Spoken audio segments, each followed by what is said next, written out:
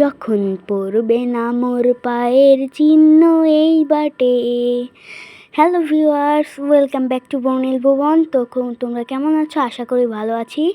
তো দেখতেই পাচ্ছ আমরা কোথায় চলে আসলাম। আমরা চলে আসছি কুষ্টিয়ার শিলাইদহ, অর্থাৎ কবিগুরু রবীন্দ্রনাথ ঠাকুরের কুঠিবাড়িতে। অলরেডি আমরা প্রবেশ করে দিয়েছি। তো এখানে প্রবেশ করতে অ্যাডাল্টের লাগবে 30 টাকা এবং কিডসদের 10 টাকা।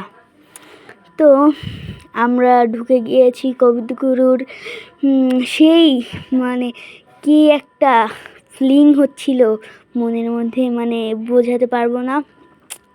আপনারা গেলেও বুঝতে পারবেন যে কবিগুরুর বাড়িতে আমরা দাঁড়িয়ে রয়েছি। তো এখানে আমরা সবাই আছি, বিজয় ভাইয়া, লাবিবা, আমি, জাহিন ভাইয়া, তারপরে শোভন ভাইয়া, দিশাপু, সবাই রয়েছে। আমরা গিয়েছিলাম, আমার ম্যামরা। তো খুব মজা করেছি আমরা এক কাজে গিয়ে দুই কাজ সেরে এসেছি। অর্থাৎ এখন তো লালন মেলার সিজন, তো আমরা লালন মেলা দেখতে গিয়েছিলাম, কিন্তু ওই এক কাজে দুই কাজ বললাম না, সাথে কুঠিবাড়িও দেখে আসলাম। এমনি সময় কুঠিবাড়ি তো কম ভিড় থাকে, কিন্তু এখন একটু বেশি, কারণ এখন লালন মেলা, সবাই লালন মেলায় এসে আবার কুঠিবাড়িও দেখে যাচ্ছে। তো আমাদের এই সময়টায় যখন কুঠিবাড়ির দিকে যাচ্ছিলাম, সেই সময়টায় একটা আলাদা অনুভব হচ্ছিল। এইখান দিয়ে কবিগুরু রবীন্দ্রনাথ ঠাকুর হেঁটে গিয়েছিল, সেইখান দিয়ে এখন আমরা হেঁটে যাচ্ছি। তো সামনেই কুঠিবাড়ি। তো আমরা প্রথমে গিয়েছিলাম, কিন্তু সে সময়টাই নামাজের বিরতি ছিল। তারপরে আবার গেট খুলেছে, তারপরে আমরা ঢুকেছি। ওখানে অনেক ভিড় ছিল, সবাই হেঁটে আসছে, আমি আগে চলে গিয়েছিলাম। তো ওইখানে আরও অনেক সুন্দর সুন্দর জায়গা রয়েছে কুঠিবাড়ির পাশেই, অবশ্যই আপনারা দেখতে পারবেন। কুঠিবাড়িতে এত ভিড় হয়েছিল যে সবাই ছাদেও উঠতে পারছিল না, এমন একটা অবস্থা যে মনে হচ্ছিল ভেঙে পড়বে। তো আমরা এখন যাচ্ছিলাম পাশেই একটা পার্কের মতো, না পার্কের মতোই সেরকম একটি জায়গায় যাচ্ছিলাম। সবাই সেখানে একটা চাদর বিছিয়ে শুয়ে পড়ছে, গান বাজনা করছে। এই যে পাশে একটা পুকুর ছিল, এখানে সবাই মুখ ধুচ্ছে, খুব আনন্দ, দেখতে খুব ভালো লাগছে। আমার মা আগে একবার কুঠিবাড়ি গিয়েছিল, যে সময় সে স্টুডেন্ট ছিল, কিন্তু এখন আমাদের সাথে গিয়েছে। তো এখন আরও ভালো লেগেছে। এখান দিয়ে সবাই বসে রয়েছে, আর এর পাশেই হচ্ছে গানের আসর জমেছে। আমি এখানে বসে গান উপভোগ করছিলাম। এখানে সব রবীন্দ্রনাথ ঠাকুরের ভক্তরা এসে গান গাচ্ছে, আবার অনেকে আবার লালনের গানও গাচ্ছে। এখানে খুবই ভালো ছিল।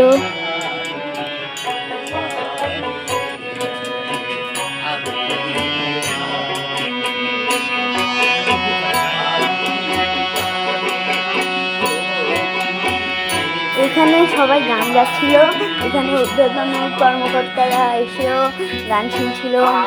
আমার তো খুবই শুনতে ভালো লাগছিল। অনেক লোক এখানে ভিড় করেছে, ক্যামেরা ধরে রেখেছে। তো দেখুন, খোলা জায়গা, একটি মনোমুগ্ধকর পরিবেশ। আমরা হেঁটে যাচ্ছি সবাই। তো এখন আমরা যাচ্ছি কুঠিবাড়ির দিকে।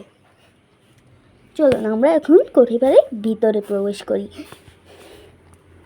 কুঠিবাড়ির ভিতরটা আসলে কি বলবো, রবীন্দ্রনাথ ঠাকুরের অনেক ছবি এবং দিয়ে সাজানো ছিল, পালকি ছিল, একটা কবিগুরুর সব আসবাবপত্র। আমি প্রবেশ করে গেলাম আগে, দেখেছেন কত ভিড়। আর ওই যে ঠিক হচ্ছে আমাদের সেই কুঠিবাড়ি, রবীন্দ্রনাথ ঠাকুরের কুঠিবাড়ি। এখানে প্রবেশ করতে কোনো এন্ট্রি ফি লাগে না, কুঠিবাড়ির এইখানটাতে প্রথমেই যা একটু লাগে। ওই দেখুন উপরে ছাদ, নিচে গেট আছে। ওই দেখুন ময়না ম্যাম, সে পুরো বাউল হয়ে গিয়েছিল, দেখুন দেখুন কত ভিড়, আমরা খুব চাপাচুপু খেয়ে আমি ভিতরে ঢুকেছি। এই দেখুন এগুলো হলো ওনার ব্যবহৃত দরজা, ছবি। এই যে আমরা ভিডিও করছিলাম, এর মধ্যে ভিডিও করা নিষেধ, কিন্তু আমরা তো বাঙালি, আমরা কোনো কথাই মানি না, আমরা ভিডিও করেছি তাও।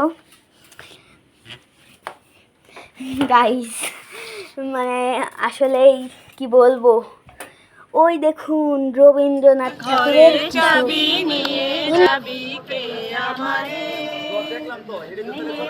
ঘরের চাবি নিয়ে যাবি কে আমারে, ও বন্ধু আমার নারে তোমার দেখা একা একা দিন যে আমার কাছে নারে,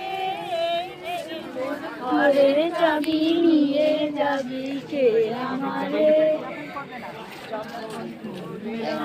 পায়ের চিহ্ন এই বাটে। আমি বাইব না, আমি বাইব না মোর খেয়া তরি এই ঘাটে,